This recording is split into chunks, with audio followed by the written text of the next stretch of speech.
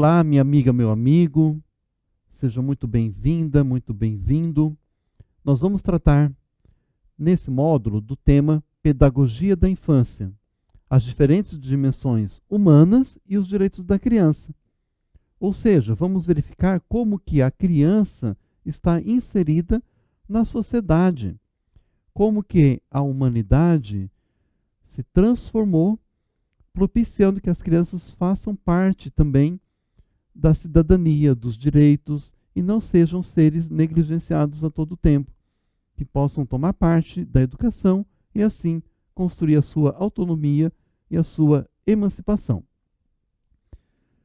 Falar em pedagogia da infância é verificar um momento, um tempo de vida. Não é possível falar de infância sem também abordar a história humana, sem considerar os diferentes aspectos do desenvolvimento da nossa espécie e também da humanidade enquanto ser humano. Também não é possível falar de uma pedagogia da infância sem falar dos direitos e, especificamente, como se constitui a infância e a adolescência na contemporaneidade, numa perspectiva histórica e também uma perspectiva sociológica. O que é ser criança? Ser criança é quase uma poesia. É viver um mundo de sonhos e fantasias. Gostar de comer bolo de chocolate. É o melhor momento da vida. Ser feliz, alegre, despreocupado, ter condições de vida propícias ao seu desenvolvimento. Esse é o ideal. Aí eu te pergunto, como você foi criança? Como eu fui criança na minha história? Ser adolescente, muitos dizem, é a idade da aborrecência, da rebeldia, do atrevimento. Alguém muito chato, difícil de se lidar, que está sempre criando confusão e vivendo crises. Será que é sempre assim? E eu, como eu fui adolescente? E você, como você foi adolescente? Essas perguntas não são simples, porque elas tocam em alguns elementos importantes das desigualdades sociais. Porque ser criança alegre, participativa, ou ser um adolescente sem oportunidades de vida, são coisas muito diferentes. Precisamos levar em conta a especificidade do ser humano e também, quando se trata da infância, falar que há concepções de educação, também como formação e desenvolvimento humano. Quando falamos da infância e adolescência na perspectiva pedagógica, é preciso ter clareza sobre qual concepção de educação nós estamos trabalhando, pois há uma relação muito estreita entre a perspectiva, a nossa concepção, a nossa ideologia sobre a criança e a maneira pedagógica como a gente afeta em relação ao tema da diversidade e da desigualdade. Por quê? Porque são as concepções de educação que vão informar, ou seja, vão dar contornos às práticas pedagógicas. E a escola? Como que ela se situa nesse contexto? A escola é o grande espaço da ampliação da experiência humana. É através da escola que o currículo toma forma e assim se torna um instrumento da formação humana. Então temos aqui a ideia de uma formação humana ligada ao desenvolvimento. Porém, não há na escola currículos ingênuos. Sempre o currículo implica em uma opção, uma escolha, uma decisão, e isso poderá ser ou não favorável a um processo de humanização. Aqui já quero fazer uma breve distinção. O processo de hominização, homini, com H, e o processo de humanização. O processo de hominização é o desenvolvimento filogenético, genética da espécie. Filo significa espécie em grego. Portanto, hominização é o processo que nós nos tornamos animais racionais em termos simples, racionais e emocionais. E a humanização é aquilo que nos torna humanos, que nos torna solidários, participativos, interessados um no outro para o bem da coletividade. Isso é o processo de humanização. A criança vem em um processo, quando nasce, de hominização. Ela carrega a carga genética, as variáveis biológicas, psicológicas, que vão depois interagir com outras variáveis sociais, culturais e ambientais para formar esse ser humano. Mas, como que essa criança se torna de fato um homem e uma mulher na sociedade? É o processo de hominização, que é a própria formação humana. Um currículo para essa formação humana, para a humanização, é um currículo orientado para a inclusão de todas e todos. Para que incluir? Incluir no acesso aos bens culturais, histórica e culturalmente produzidos, aos conhecimentos, às habilidades, às atitudes, os princípios e valores, e também a toda e qualquer forma de produção do espírito humano. Portanto, todo o currículo tem que estar voltado, favorecendo, instigando a produção do conhecimento, considerando a diversidade. E conhecimento é algo definido como um bem comum a ser socializado, não é para ser concentrado na mão de poucos, é para que ele seja compartilhado. Quais são os referenciais de uma pedagogia da infância? Por que se fala em pedagogia da infância, considerando a diversidade do ser humano? Porque nós temos uma grande evolução, uma grande ênfase das ciências humanas, entre as quais a psicologia, as neurociências, a antropologia, a linguística e suas combinações, a psicopedagogia, também a antropologia social e cultural. Tudo isso faz com que a criança, a infância, seja problematizada e tenha novos referenciais. De onde vêm essas referências principais? É importante lembrar que a infância é uma fase da nossa vida. E na hominização, nesse processo da hominização e da humanização, nós desenvolvemos funções simbólicas. O que são funções simbólicas? Eu tenho aqui um ser observando o real. Então aqui eu tenho um sujeito interagindo com outros sujeitos, interpretando o real. Qual é a primeira impressão que temos da realidade? São nossas percepções, verdadeiras ou falsas, certas ou equivocadas. Nós percebemos o ambiente ao nosso redor. Da percepção, nós juntamos as memórias, memórias de ação, memórias ligadas a pensamento. E a partir disso, nós começamos a combinar memórias da nossa experiência. Isso vai fazer com que nós criemos imaginação. Imaginação e também a capacidade de abstração de conceitos. Como é que se dá a aquisição do conhecimento? Através desses passos. A percepção é trabalhada por nós e aí transformada em conhecimento. As informações das ações, das atividades vão se processando através do estudo, principalmente, nos dotando de uma capacidade de ampliar conceitos.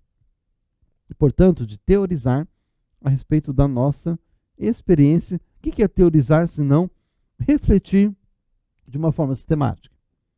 Portanto, a construção de conceitos vai se realizar progressivamente de forma recorrente. Ou seja, quando nós nascemos, temos um grau, conforme nós crescemos, esse conhecimento vai sendo produzido gradativamente e recorrentemente. Nós sempre estaremos pensando, refletindo, elaborando, conceituando, comparando. Em nossa vida cotidiana, nós fazemos isso o tempo todo. Quem nunca comparou uma pessoa com outra? Né? Ah, essa pessoa é mais legal do que a outra, ou aquela moça é mais bonita, ou aquele rapaz é feio. Então nós estamos sempre comparando, sempre fazendo exercícios de descoberta, de imaginação, de percepção, memória, para nós podermos nos garantir, para que nós possamos sobreviver enquanto espécie, enquanto também seres humanos. Bom, se a nossa individualidade é formada historicamente, qual é a principal concepção de criança? Está na LDB, na BNCC, que é a Base Nacional Comum Curricular, está nas diretrizes curriculares nacionais, está também nos diversos documentos oficiais de educação, está, sobretudo, no Estatuto da Criança e Adolescente, nas normativas relacionadas à questão da criança, nos direitos universais da criança. Tudo isso tem a conotação de criança como um sujeito social e histórico. Essa é a concepção. E ela é um sujeito histórico, ela está inserida onde? Na sociedade, um tempo e espaço determinado. Se você nasceu no Brasil, nasceu em um espaço, num território, numa família, em uma especificidade local. É a partir desse local que nós vamos ampliando nosso raio de ação, participantes de uma determinada cultura, assim a criança também faz todo esse processo. Portanto, a criança, veja bem, toda vez que a gente fala desses elementos, eu vou fazer sempre 3 argolas, onde eu tenho, em uma delas, elas não são das Olimpíadas, mas poderiam ser, as Olimpíadas são 5 continentes, mas aqui são 3 argolas para dizer os processos biopsicológicos, depois os processos sociais das nossas relações e os processos ambientais. Essa correlação, essa intersecção aqui, entre ambiental, social e psicobiológico, ou biopsíquico, faz com que a gente seja constituído enquanto sujeito. A criança, portanto, ela está inserida em uma sociedade, portanto, em um território ou ambiente, ela é marcada por esse meio social. Mas ela não é passiva, ela não é só marcada, ela marca também. A criança é um ser ativo. Ser criança não é uma abstração, não é algo universal e comum para todos, mas ser criança e adolescente, é importante destacar isso, explicaremos depois por que a denominação criança também se aplica a adolescente, é um ser produtor e produto da história e da cultura. Anteriormente, até o século XIX, começo do século XX, mas ainda há resquícios dessa concepção até hoje, criança era um zero esquerda, uma tábua rasa, era alguém, um papel em branco. A criança era o de menor. Temos até hoje pessoas que se referem, não foi preso porque é de menor, e aí acaba imputando, querendo imputar uma responsabilidade que a criança ou adolescente não tem perante a lei. Então essa visão de inferiorização da criança, ela persiste. Persiste, muitas vezes, de uma forma subliminar nas nossas ações. A gente não percebe, mas muitas vezes está ali, brigando, gritando com uma criança, batendo, repreendendo de forma mais violenta. Ou seja, né, tem pessoas que até cometem um infanticídio. Então a criança não é abstração, é um ser existente. Portanto, olha só essa frase que vem dos parâmetros nacionais da qualidade na educação infantil. Olhar a criança como um ser que nasce pronto ou que nasce vazio e carente de elementos entendidos como necessários à vida adulta, ou ainda criança como um sujeito conhecedor apenas, cujo desenvolvimento se dá por sua própria iniciativa e capacidade de ação, foram, durante muito tempo, concepções amplamente aceitas na educação infantil, até o surgimento do quê? Das bases epistemológicas, que fundamentam uma pedagogia para a infância. Foi um longo período. Esses novos paradigmas englobam e transcendem a história, transcendem a antropologia, ultrapassam a sociologia e a própria psicologia, resultando em uma perspectiva que define a criança como um ser competente para interagir e produzir cultura no meio em que se encontra. Essa perspectiva é hoje um consenso entre os estudiosos da educação infantil. Olha só, então, quem estuda a fundo a educação infantil diz: a criança é um ser ativo, é um ser competente. Por que competente? Até no direito tem uma figura que se chama o menor incapaz. A incapacidade da criança, por isso ela tem que ter um tutor para responder pelos seus atos. Somente quando ela completa a maioridade que ela vai ter essa autonomia perante a lei. Tá, tudo bem, do ponto de vista legal, admite-se essa questão. Mas do ponto de vista pedagógico, a criança não é diferente de forma alguma de qualquer outro ser humano, apenas está em outro momento do seu desenvolvimento. Bom, a criança é repleta de imagens sociais. Eu trouxe algumas aqui. Olha só que graça. Tábula rasa, filhinhas do pecado, habitantes do paraíso, já nasce pronto. Ou sujeito conhecedor. Portanto, essas visões das imagens sociais fazem com que a gente fique aí pensando qual é a nossa concepção de criança, e muitas vezes vamos observar que nós também temos um tratamento homogêneo a elas. Crianças e interações. A criança não se constitui sozinha, porque quando ela é fecundada e ela começa a ter vida no ventre da mãe, ela começa a interagir. A mãe e a criança são um ser só. Por que eu estou dizendo isso? Porque há um processo de diferenciação. Quando a criança nasce, ela ainda está sendo amamentada no peito.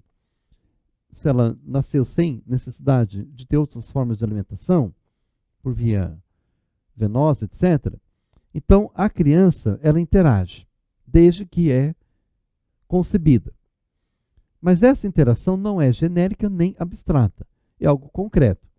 Quando ela está ainda amamentando, ela se confunde. Desculpa. Quando ela está ainda amamentando, ela se confunde com o corpo da mãe. Somente depois é que vai se dar um processo de diferenciação. Processo esse que se dá, que acontece histórica e culturalmente. Veja o que Vygotsky diz. A interação social é um processo que se dá a partir, vou colocar o S aqui do indivíduo, e outro S aqui, o S2, que é o outro indivíduo, pelo indivíduo e pela interação que estão inseridos em uma cultura. São determinados por modos historicamente constituídos de pensar, agir e sentir. Então, agir, pensar e sentir. Sendo inviável dissociar as dimensões cognitivas e afetivas dessas interações. Então, nós somos corpo e alma, uma unidade, nós somos mente e coração. Nós não somos só racionais. As nossas emoções, elas afetam a afetividade, afetam a nossa razão. Então, é nesse plano psíquico e fisiológico que o desenvolvimento decorre.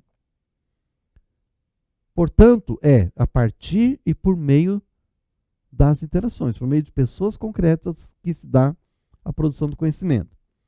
Essa interação social, ela é um espaço de constituição e desenvolvimento da consciência desse ser humano desde que nasce. Aqui o Vygotsky vai colocar no nascimento, no parto, essa consciência. Correto? Então, a constituição se dá exatamente por essa, até vou destacar aqui para você, jamais esquecer, por conta dessa interação. Se nós temos uma visão de criança como sujeito histórico, essa visão ela vai se contrapor a uma posição que também tem resquícios no nosso mundo contemporâneo. Quando na Idade Média se estudava o ser humano e seu nascimento, acreditava-se que a fecundação se dava com, vou até desenhar aqui um bonequinho, e aqui eu vou desenhar um boneco bem maior, se dava pela concepção de um homúnculo. O que é um homúnculo? Homúnculo seria um homem em miniatura que, como uma bexiga, um balão, enche, infla, como se fosse um boneco inflável. Esse boneco inflável, ele seria o futuro adulto. Isso é uma visão adultocêntrica. E o papel da mulher? A mulher era vista apenas como o forno, vou até desenhar um forno aqui, onde, com os tijolinhos, onde assava essa criança. Certo? Então era apenas a mulher era vista como um receptáculo, pareceu um iglu aqui, mas era apenas um receptáculo desse homúnculo, onde o homem era o pai, era a paternidade. Paternidade, numa sociedade machista patriarcal, era, que a gente combate, era uma forma de impor que o homem e não a mulher tivesse a proeminência aqui, né, desse ser. Então isso inspirou a visão adultocêntrica. O que é a criança? É um ser que ainda não é adulto. Quando alguém faz alguma palhaçada no sentido pejorativo, que palhaço é ótimo, é artista, a gente diz assim, nossa, deixa de ser criança. Quantas vezes a gente fala isso? Então, você ainda não é o adulto, ou é um mini adulto, né? A criança, entretanto, é um ser humano. Ela é única, ela é completa e, ao mesmo tempo, está em crescimento e desenvolvimento. Preste atenção na palavra. Crescimento se refere às dimensões biopsíquicas e desenvolvimento se refere à questão cognitiva, questão emocional e também aqui o ambiente e a sociedade. O ser está em crescimento, portanto, físico-biológico e desenvolvimento da sua consciência e das suas funções psicológicas superiores. Portanto, a criança precisa ser vista em sua totalidade. Vamos entender cada um dos aspectos. É um ser completo. A criança é um ser completo. São características necessárias para ser considerado como tal. Constituição física, as formas de agir, pensar e sentir. Então, a criança é um ser que pensa, age e sente desde que nasce.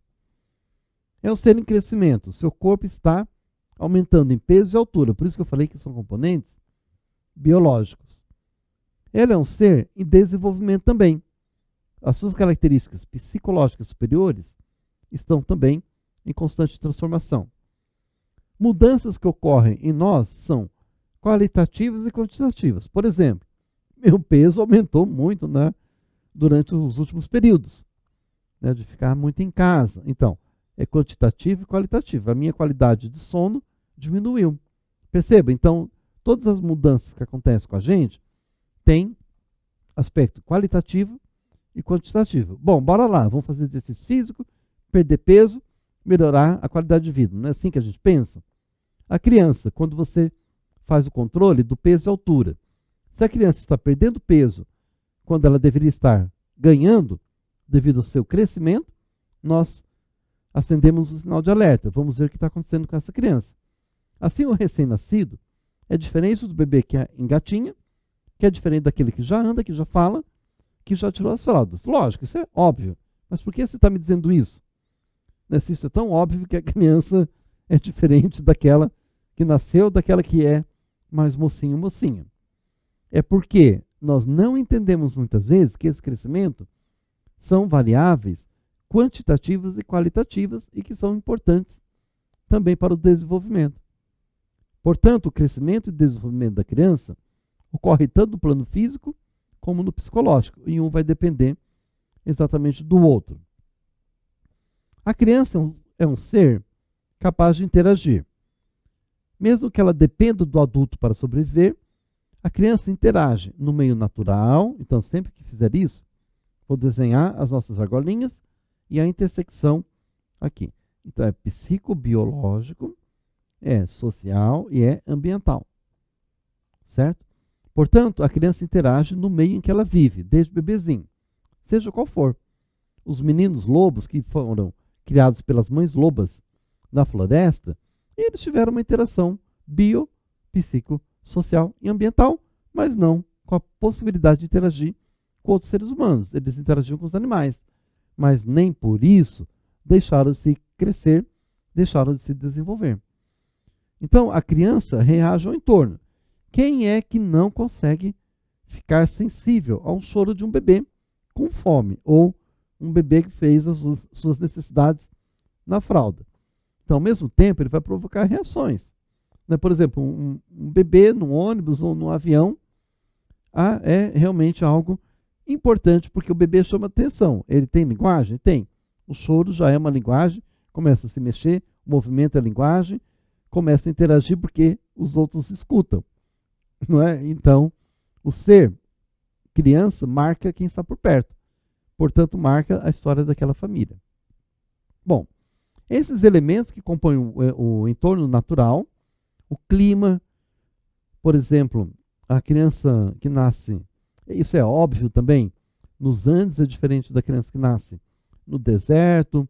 Então, o clima biofísico, o clima, o bioma, tudo isso interfere no desenvolvimento e no crescimento.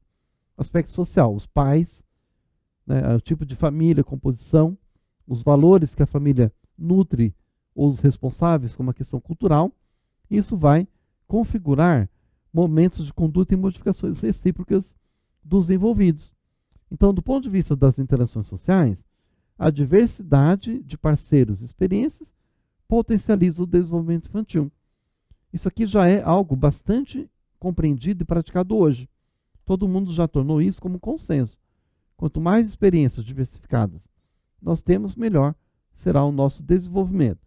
Quanto mais estímulos nós tivermos, mais desenvolvidos seremos. Por isso que tem, só como exemplo, os nativos digitais, que são aqueles que já nascem nesse ambiente cultural. Olha que interessante.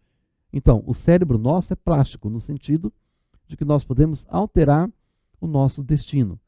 Não é destino, é alterar a nossa trajetória de acordo com o nosso desenvolvimento e poderemos, assim, conhecendo melhor a criança, pensar muito melhor também o seu crescimento, o seu desenvolvimento, sua integração na sociedade. Com isso, chegamos a um ponto aqui de reflexão e nos encontraremos no próximo momento para aprofundar a pedagogia da infância. Muito obrigado e até lá.